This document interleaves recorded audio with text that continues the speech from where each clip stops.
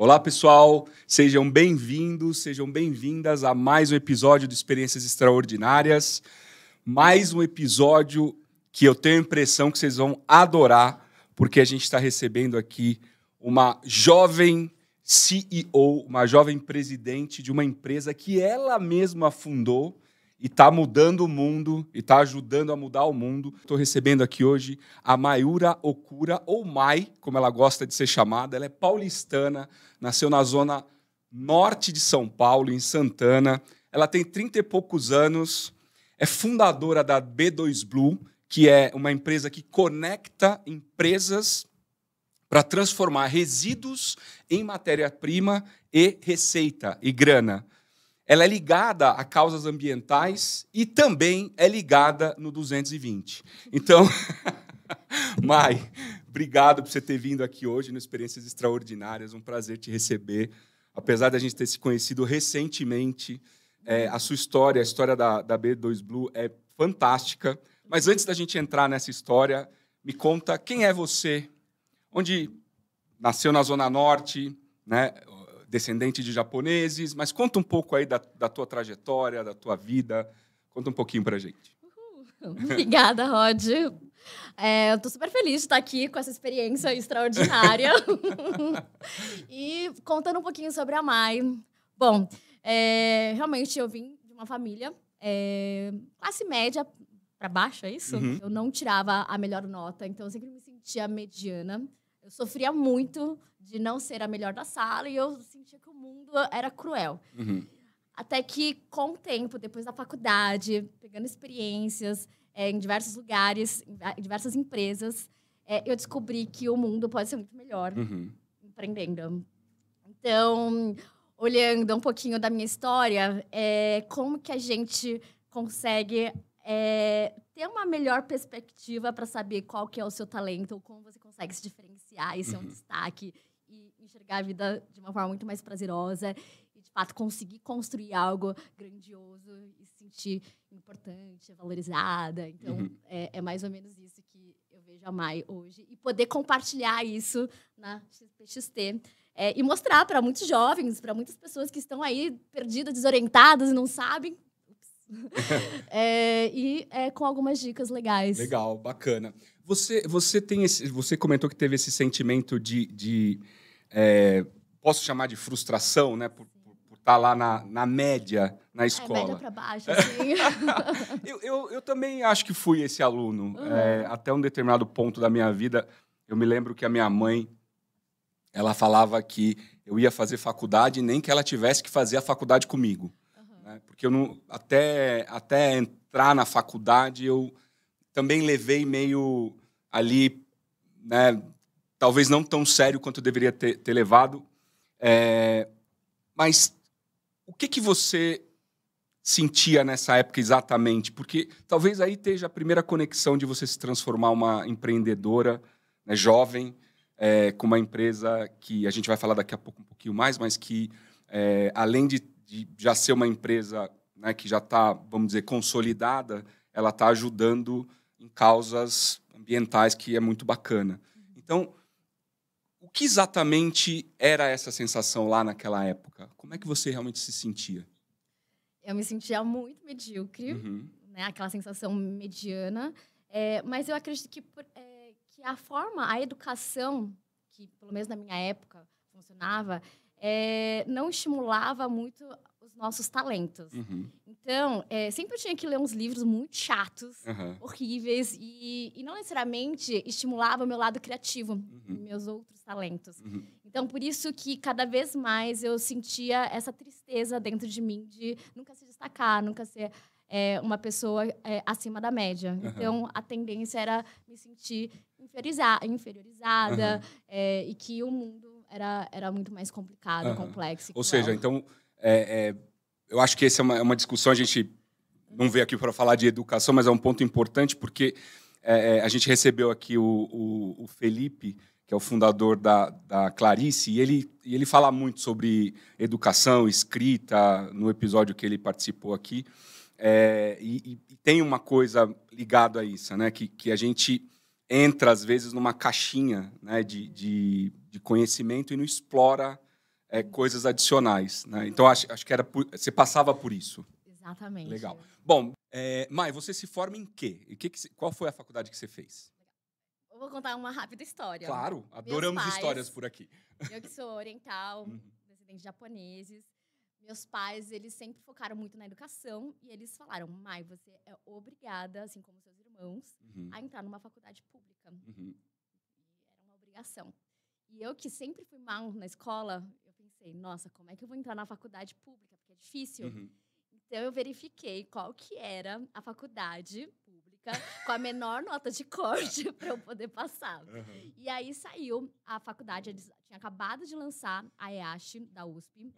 E eu passei em gestão ambiental. Fiz gestão ambiental na USP. E agora, né, essa é a minha formação. Então, porque hoje você trabalha com sustentabilidade. Então, lá naquela época, não era uma coisa que estava no seu radar. Não, era só a nota de corte. Só a nota de corte que virou a sua profissão, uma coisa que você se apaixonou depois. E aí, então, você se forma na USP. Legal. Aí, quando você vai para o mercado de trabalho? Na USP, algo muito legal em faculdade pública é que você pode fazer diversas optativas. Então, eu fiz optativas na FEA, na Poli, na medicina, na química. Então, em todos os institutos, eu conheci pessoas. E essas pessoas, elas me apresentaram oportunidades de trabalho. Então, eu consegui trabalhar em certificadoras, na parte de crédito de carbono, em agência de publicidade. Fiz também uma iniciação científica na parte da química. Então, assim, foi aí que eu consegui me conectar com oportunidades, empresários, empreendedores, professores, acadêmicos, e sentir a variedade de opções que a gente tem. Né? Então, desde essa época, porque a gente conversando, fica muito claro o quanto você gosta de se conectar, né? De aprender. Né? A gente teve já algumas conversas e isso fica muito claro, né? Então, já desde essa época, você já tinha essa vontade de se conectar com as pessoas e aprender diversas coisas. Exatamente. Uma coisa muito curiosa que, assim, eu organizei a primeira festa da faculdade, na EASH, e eu, assim, pensei muito como um business, como um negócio, e eu tinha que me relacionar com o reitor, com segurança, com o tio da cantina, com a turma da escola para fazer essa festa rolar e ser lucrativa. E realmente ela foi a primeira festa da faculdade e foi uma festa muito lucrativa. E eu lembro que todas as outras festas de todos os outros institutos, nenhuma conseguia ser lucrativa. Então eu falei assim, nossa, meu Deus do céu, eu acabei me destacando, sendo que no passado eu sempre não me destacava. Então era uma característica que na faculdade a gente não aprende a se relacionar, a criar conexões. E aí eu comecei a entender que, poxa, não necessariamente o que a gente aprende na escola é o sucesso para crescer ou para, né, se autodescobrir. Eu concordo com você. Eu sempre falo, eu fiz um MBA, né, já há algum tempo. E o principal resíduo que me ficou do MBA hoje é o network que eu construí lá atrás, as conexões. Né? Porque a evolução das matérias, vamos dizer assim, né, eu fiz MBA em marketing e vendas. Né? Então, hoje, quando você olha o que eu estudei 10, 15 anos atrás, já é completamente ultrapassado. Mas as pessoas que eu me conectei naquela época, né, continuam sendo pessoas interessantes, também evoluíram na carreira. Né? Então, eu concordo. Acho que deveria ter algum mecanismo, desde a escola, lá dos baixinhos, né, de você ter esse treinamento em se conectar com o máximo possível de colegas. Né? Legal. Qual foi o seu primeiro trabalho? Você está na faculdade, você se forma, vai trabalhar, você começa a trabalhar na faculdade, como é que foi?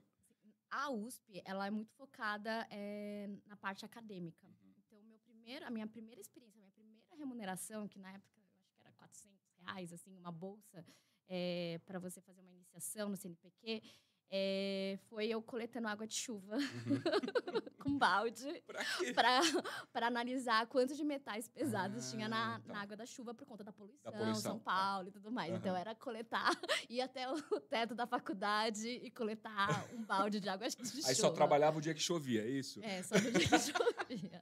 Aí me molhava e me divertia. Tipo, era super divertido. E aí, depois, a gente ia pro laboratório, toda aquela análise. Fazia análise para ver quão poluída estava aquela água. Exatamente. Olha que interessante, que bacana. E aí você faz um artigo, escreve e tal, mas foi bem legal. Legal. Aí daí você vai para onde? Aí, depois dessa experiência acadêmica, eu entrei na certificação da USP, na Certusp, que fica no IE, Instituto de Energia. E lá que eu comecei a trabalhar um pouquinho mais em sistema de qualidade, em processos... Era meio chato, mas assim, eu conseguia me relacionar com muita gente. Então, eu gostava, era bacaninha. E depois? Aí, depois eu trabalhei em agência, trabalhei junto com a Natura, numa consultoria de crédito de carbono. Aí eu fui me especializando em crédito de carbono.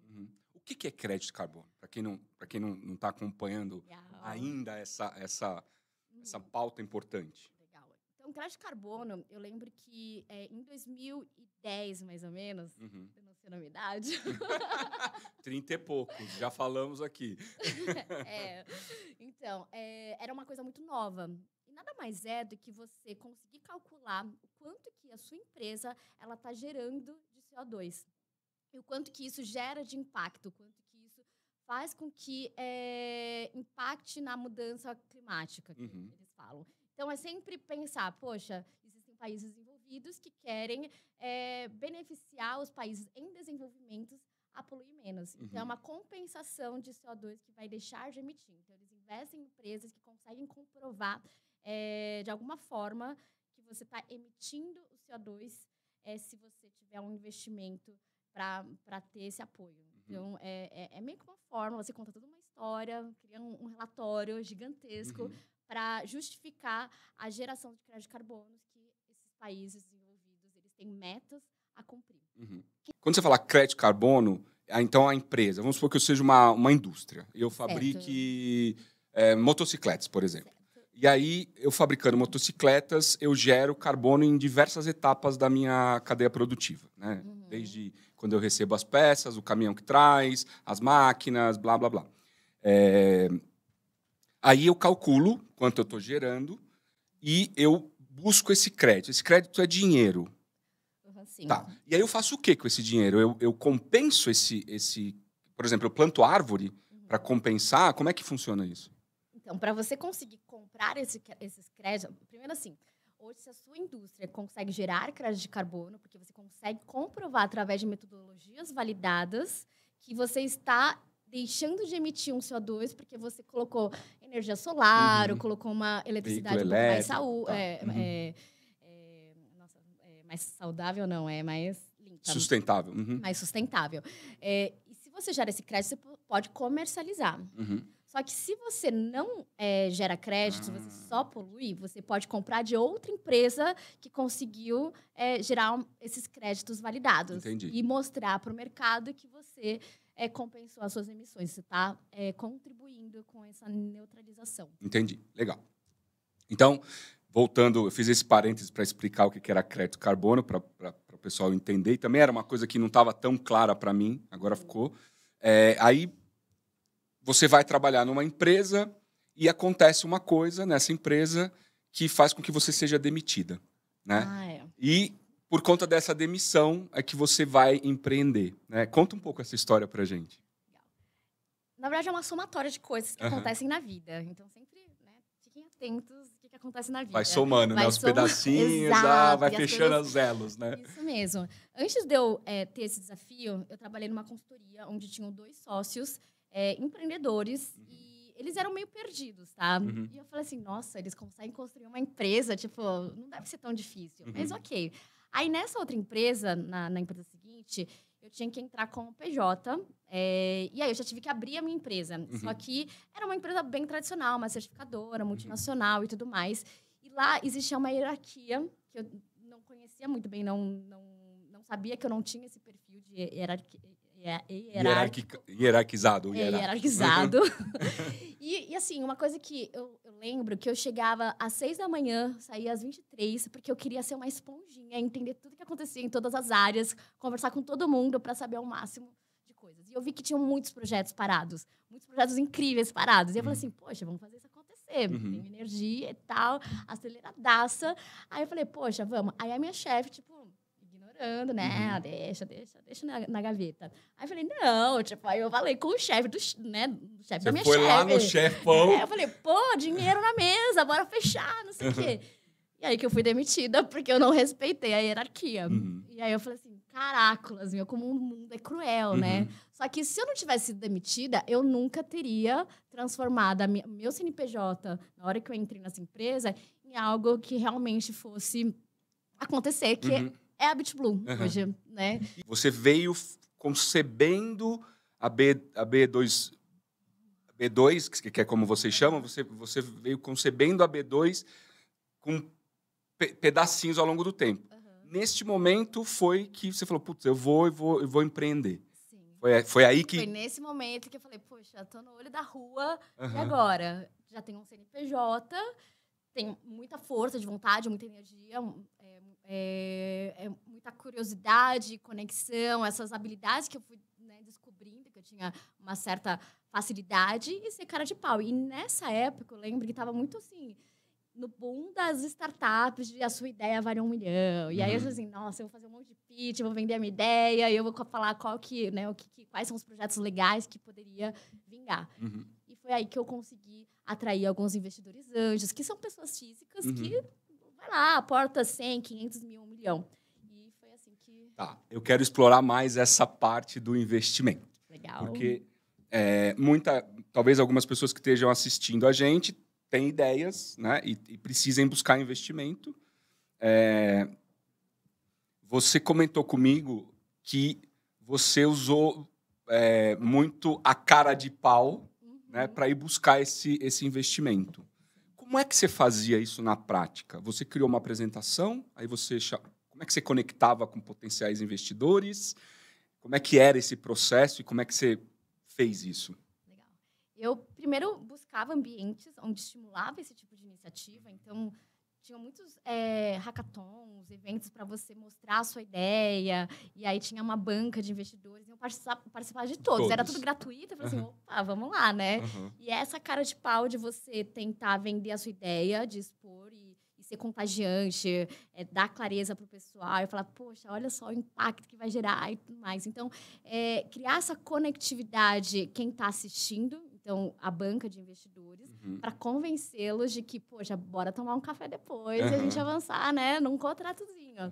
Então, acho que foi isso, essa vontade de participar de todos os eventos, buscar mesmo na internet o que tem, o que não tem, porque aí você cria esse networking, cria esse relacionamento, e quanto mais você pratica, que vira um hábito, mais facilidade você tem em vender, né? Ou de expor a sua ideia. Então, os primeiros pitches que eu fazia, nossa, uma tristeza. Mas aí você faz 1, 2, 10, 15, 20, aí você fica ninja. E quantos investidores você atraiu, assim, para começar, de fato, a B2? Foram 7, 8 investidores anjos. E a outra pergunta que eu queria te fazer é, você esperou ter o investimento para começar ou você já foi começando? Como é que foi isso? Então, é até muito engraçado, porque cada um tem a sua característica. Sim. Assim, para mim, se eu fosse dar uma dica de quem quer empreender, vai lá e faz. Porque a chance de você desistir é muito grande. Né? Então, por exemplo, se você cria muitos empecilhos, fica fazendo muita pesquisa, muito planejamento, você pode ser que você desista, porque realmente é desafiador você empreender. Então, mas aí eu acho que é uma característica minha de empreendedora nata, que eu não sabia, e aí é uma coisa que você vai sempre encontrando oportunidades quando surgem os problemas. Então, eu vejo que... Até fugiu. A pergunta principal, qual que era? Não, a pergunta principal era se você tinha... se você esperou ter o ideal, né? Assim, tipo, eu preciso de tantos mil ou tantos milhões e eu vou esperar ter... Então, aí... Não esperei. Você foi começando. Fui começando. Fui ouvindo as oportunidades. Então, no começo, eu vou investir só com mão de obra ou não, só com conhecimento, sem grana. E aí você vai analisando. Será que compensa, não compensa? Ouve dos colegas, será que vale ou não? E aí vai um pouquinho do feeling. Os colegas que você fala são outros empreendedores que já passaram. Que também estavam nos eventos. Você conhece muitos empreendedores. A dica é, esteja, né, ao redor ou circundado de pessoas que você gostaria de ser. Né? Então, se eu queria empreender, eu tinha que frequentar lugares onde tinham empreendedores. Se eu quero ser um dia uma investidora, eu tenho que frequentar lugares onde os investidores estão. E que lugares são esses? Tem vários eventos, procura no Google. Eventos, Por assim, exemplo, de startups, eventos, coworkings. Coworkings, tem muita coisa legal. Tem uma plataforma que é a Meetup, que sempre tem eventos. Agora eu não sei porque pós-pandemia deu uma caída, mas existem várias plataformas onde faz esse tipo de encontros, né? Ou seja, tem que gastar sola de sapato, né? Tem que ir para lá e... Sim. Hoje no Instagram também tem bastante iniciativas de grupos de pessoas, de empreendedores, que aí você vai se conectando também. Aí você segue, curte, aí começa a puxar assunto e tal. E quando você vê, você tá com um puta network legal para... Exatamente. Isso mesmo. Bacana. Bom, aí então você foi começando a B2. Antes da gente seguir a história, me conta o que vocês fazem na B2? Na B2. O que é a B2? Qual foi essa ideia que você teve que atraiu 7 investidores? E como é que vocês operam? Conta um pouco essa história pra gente. Legal. Bom, a B2, ela surgiu muito por conta desses encontros da faculdade.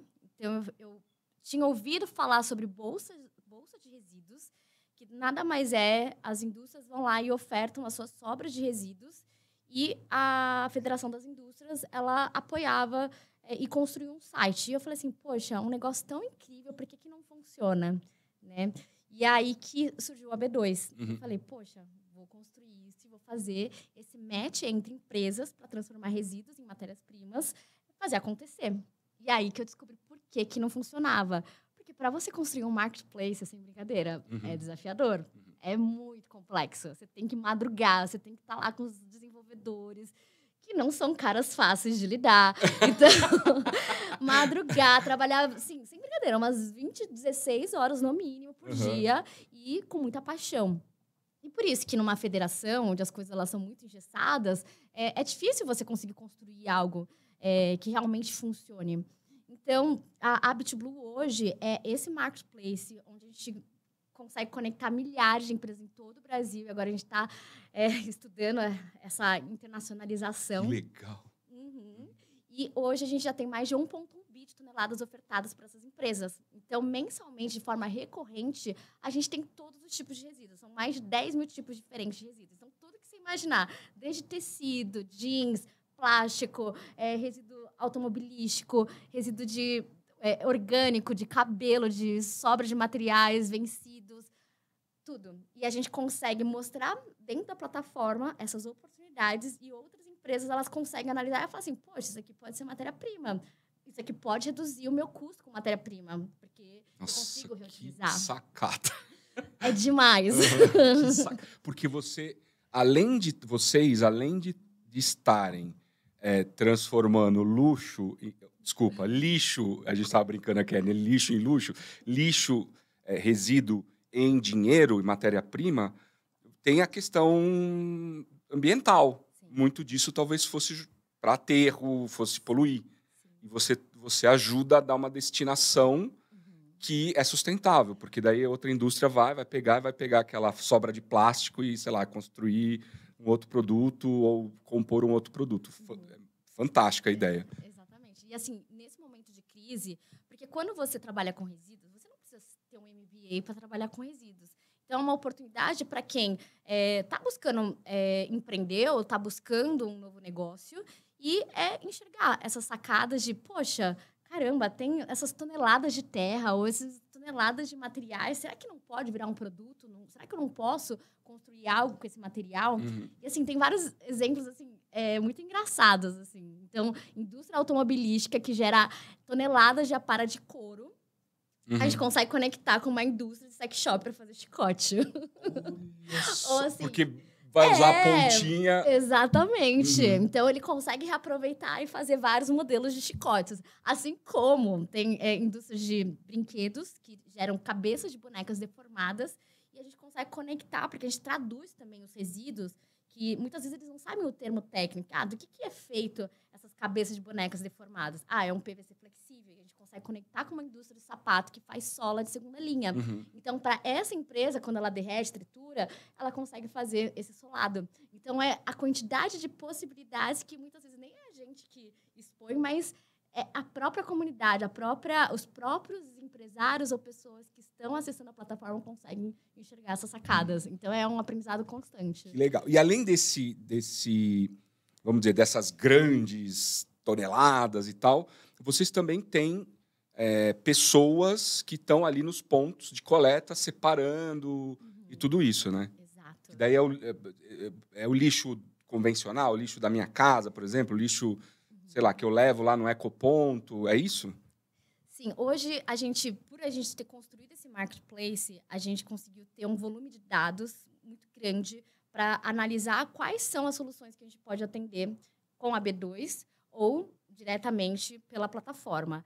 E a gente viu que a gente poderia resolver problemas de grandes empresas que têm pontos espalhados pelo Brasil para conectar com cooperativa, recicladores locais. Então, a gente consegue desenvolver a comunidade local para pegar esses resíduos e segregar. E aí, a gente consegue colocar colaboradores nossos dentro dessas unidades para garantir a melhor valorização. E aí, assim, uma coisa que a gente aprendeu muito são os refugiados, que hoje eles são uma inspiração. Né? Eles mostram que o impossível é possível de segregar. Muitas vezes a gente, poxa, não, vai dar muito trabalho, não dá, não funciona. E eles que vêm numa situação extremamente, eu preciso fazer dar certo, eu preciso desse emprego, eles fazem e mostram que é possível. E isso, para mim, acaba contagiando de um jeito positivo as pessoas que estão lá observando e falam assim, nossa, sempre era uma bagunça e agora está tudo organizado, orgânico, separadinho,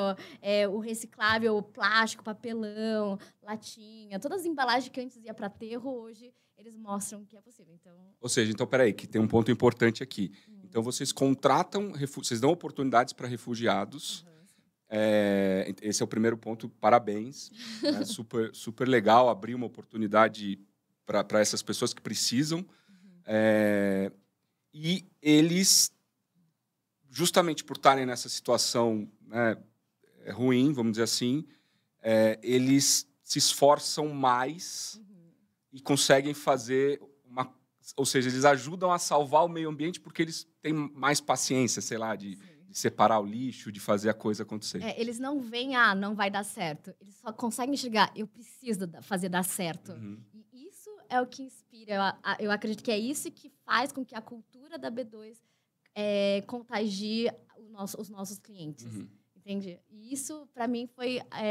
não digo uma sacada, mas eu acredito que foi muito mais um aprendizado com a cultura, com a experiência, a vivência, do que eles passaram, eles compartilhando a história deles. Então, as pessoas elas que ainda se sentem... tem isso, né? Exato. A maioria deles vem de guerra civil, assim, vem muitas pessoas morrerem, a gente nem sabe muito bem o que é isso, né? E tem a família também que está lá, ainda no país, eles precisam enviar grana para a família deles, né? Hoje vocês... Não sei se você pode divulgar esse número. Vocês são quantos, mais ou menos, na B2? Quantas pessoas? Olha, a gente tem uma variação, porque o mercado de resíduos ele é bem sazonal, mas ele varia entre 250 a 300 pessoas. Uau! Exato. Caramba, que legal. Muita gente, muito serious. Muita responsabilidade. E olha, quantas toneladas você falou que vocês estão... A gente já tem mais de 1,1 bi de toneladas ofertadas. Então, hoje as empresas elas vão lá e ofertam suas sobras. Então, na prática, vê se eu entendi. Na prática, é um marketplace, é uma tecnologia, uma plataforma que eu sou uma indústria, eu vou lá e falo, eu tenho xícaras quebradas, por exemplo, que é louça. Aí eu vou lá e oferto, eu tenho 1 tonelada de xícaras quebradas. Aí outra indústria que vai pegar essa xícara para fazer, sei lá, meu exemplo não foi muito bom porque eu não sei para que poderia servir, mas, enfim, não importa. Eu vou lá e falo assim, eu tenho interesse nessa 1 tonelada. Aí eles transacionam e essa tonelada que ia para um aterro vai para a mão da outra pessoa. Exatamente. Legal. E como é que esses ecopontos tal entram na jogada? A mesma coisa? Porque daí você separa, por exemplo, alumínio, você separa plástico, e aí você também oferta isso. Exatamente. Então, hoje, os nossos clientes, a gente atende muitas redes de supermercado. Tá. A maioria das redes de supermercado em si, parece que não, mas tem muitos produtos avariados. Então, você vai lá no mercado, sem querer, avaria o material. Cai no chão, quebra. Ou, por exemplo, está próxima à data de vencimento. Então, isso acaba indo para aterro. Mas quando a gente sabe segregar, a gente sabe que frutas frutas, legumes, verduras, a gente consegue reaproveitar, seja para fazer composto, fertilizante, às vezes até, dependendo, um composto para ração. Hoje as empresas elas não vêm dessa forma porque não tem tempo. O foco delas é vender e não segregar resíduos, né? E aí, quando a gente sabe todos os resíduos que podem ser segregados para agregar valor, a gente consegue fazer essas conexões com esses pontos. Por exemplo, eu não vou falar o nome de cliente, pode falar? Não, você que sabe. Não, por exemplo, o Grupo Pão de Açúcar. Eles têm esses pontos de coleta. Sim. Né? Então, a gente consegue conectar quais são os recicladores locais que coletam o plástico, o papelão.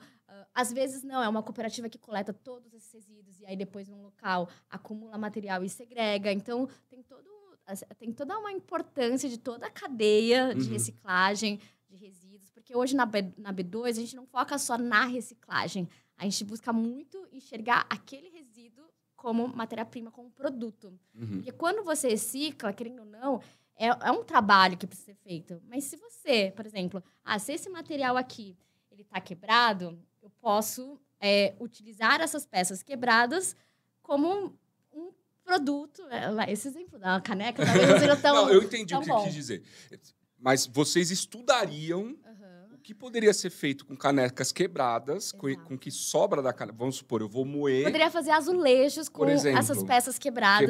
Exato, aí os cacos. você vira para o mercado e fala assim, mercado, esse composto dessa caneca quebrada, você pode usar para fazer azulejo, por exemplo. Exatamente. Então, ou seja, o produtor de azulejo nem tinha pensado nisso, mas vocês foram lá e conectaram essa cadeia, né? E muitas vezes nem Nossa, é a B2 que expõe essas oportunidades. São os próprios empreendedores, pessoas, autônomos, que falam assim, poxa, isso aqui poderia funcionar para minha fabriquinha de azulejo. Sim. E eles falam, poxa, deixa eu testar, deixa eu conhecer essas 10 mil canecas quebradas. Ou até, o que acontece muito, por exemplo, você fez 10 mil canecas, só que veio com um X errado. Aí você fala, poxa, eu não posso mostrar para o meu cliente com X errado. E aí, tem empresas que conseguem reutilizar como caneca e tirar toda vai lixar, vai fazer alguma coisa e vende como segunda linha, mas não vai para o lixo. Exato. Então, descaracteriza, mas não vai destruir isso. Né? Vai utilizar, vai enxergar como caneca. Né? Então, assim, Nossa, tem N possibilidades. Assim, agora que eu estou entendendo claramente o seu negócio, é infinito. Sim. Assim, é infinito. Aonde dá para levar é um negócio... Por isso que quando você comentou que vocês estão indo para a internacionalização, faz muito sentido. Né? Porque isso, né, o impacto ambiental, hoje fala-se muito, né, pauta ESG e tal, e o meio ambiente é um dos principais fatores.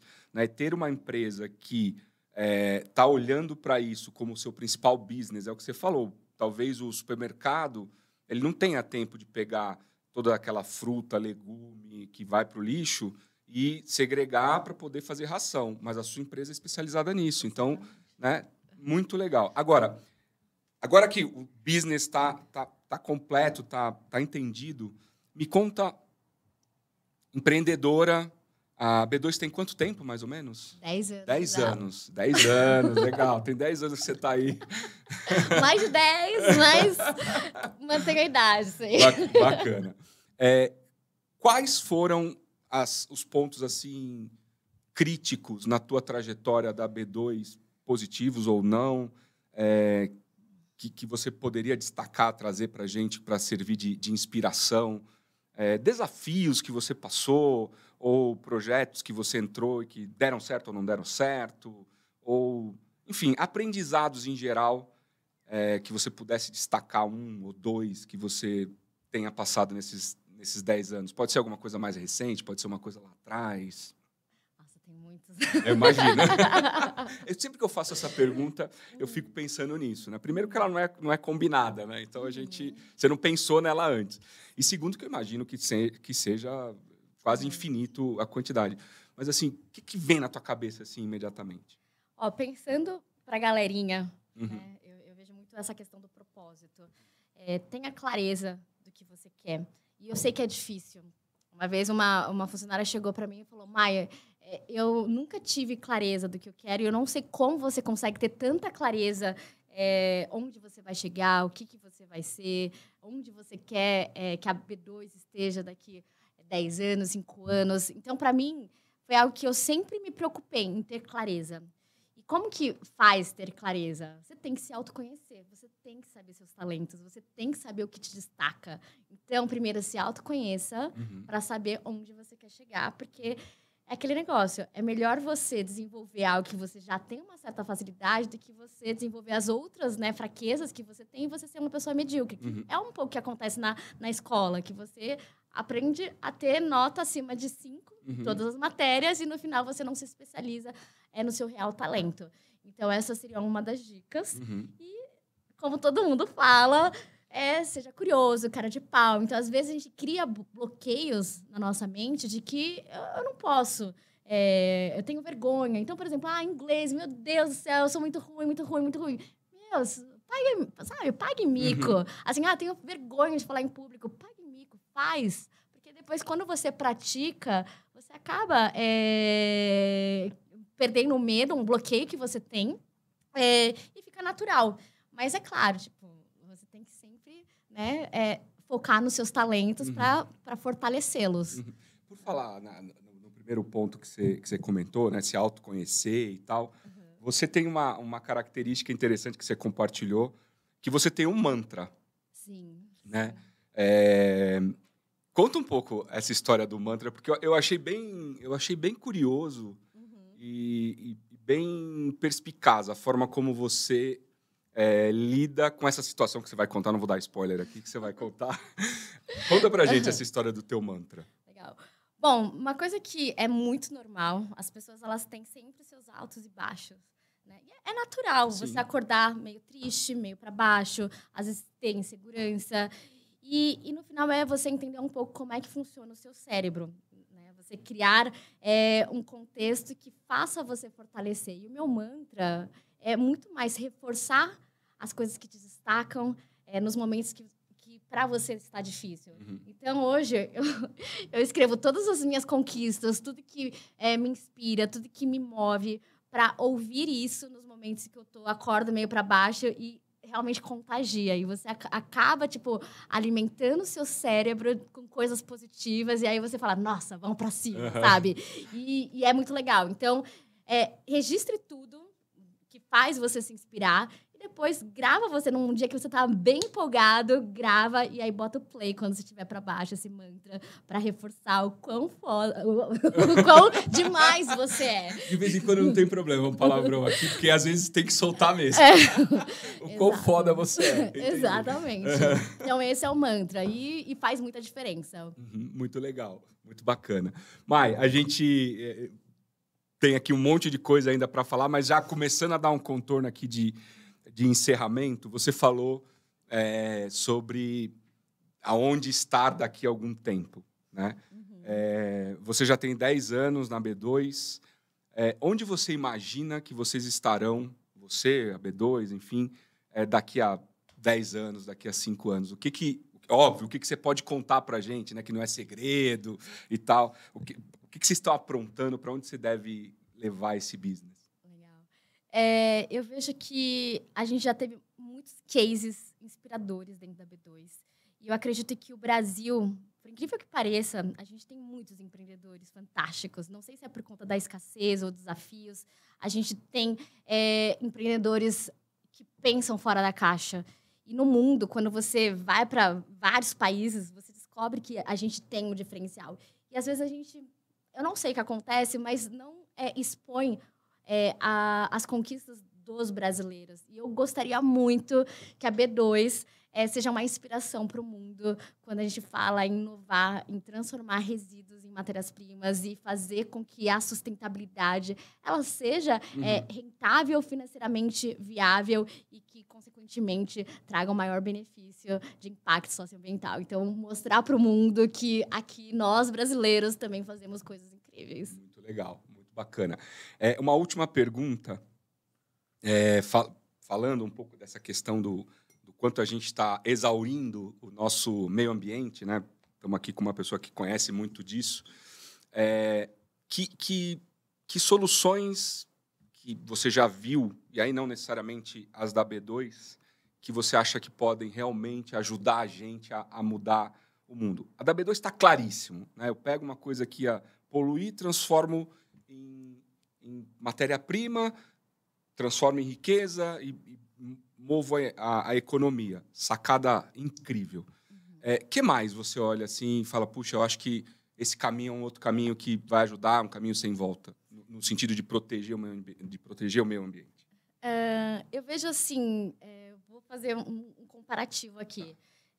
Eu me identifiquei muito com experiências extraordinárias, muito porque hoje eu vejo que a tecnologia ela ajuda muito a gente a disseminar, mostrar para o mundo, para as pessoas que nunca teriam contato, talvez, com a gente, a ver que é possível, né? Então, a gente poder compartilhar esse conhecimento e mostrar que, poxa, a pessoa que está lá, tipo, numa cultura onde, não, você tem que ser um funcionário e tal, e ganhar o seu salário mínimo, e fazer um plano de carreira que vai durar 30 anos, e a gente poder mostrar que você pode ir além também, eu acho que o impacto ele pode ser muito além, assim. Então, consequentemente, independente da área só ambiental, mais social e de qualidade de vida, de transformação, eu acredito muito que são essas iniciativas de tentar disseminar boas ideias, inspirações, que faz, assim, ser algo bacana, show. Que legal. Obrigado. E eu tenho falado... Bom, estamos aqui com a pele no skin on the game, né? Com a pele aqui no jogo. Eu tenho falado bastante isso, não sei o quanto eu já falei aqui nos episódios, mas fazer o Experiências Extraordinárias, né, como um projeto paralelo ao meu trabalho na Gênesis, como executivo, presidente da empresa e tal. Então, a gente usa o tempo fora do horário, final de semana, dia de folga, férias, para poder tocar esse projeto. Tem sido fantástico por conta dessas conexões. Né? Por exemplo, com você, né? Por exemplo... Bom, eu não vou nem citar nomes para não ser injusto, porque todas foram muito legais. A gente conheceu muita gente legal que tem propósitos de vida, propósitos profissionais, que todo episódio chega aqui e a gente aprende, eu sempre falo, eu tenho 32 anos de carreira, né? Quase o que você tem de idade. 30 e poucos, né? Então, quase o que você tem de idade, eu tenho de carreira. E todo episódio, sem exceção, quando vocês vêm, eu saio assim, nossa, né? Renovado, com um monte de informação que eu não tinha, aprendi coisas. Então, Mai, querida, muitíssimo obrigado por ter vindo, doado o seu tempo aqui pra gente. E até a próxima oportunidade. Pessoal, obrigado. Mais um papo fantástico. Como eu já falei, sempre falo, a gente aprende bastante com essas feras que vêm aqui. Ajuda a gente a levar esse conhecimento para o máximo de pessoas que a gente puder, compartilhando o nosso conteúdo, compartilhando os nossos canais. Fiquem bem e até o próximo episódio.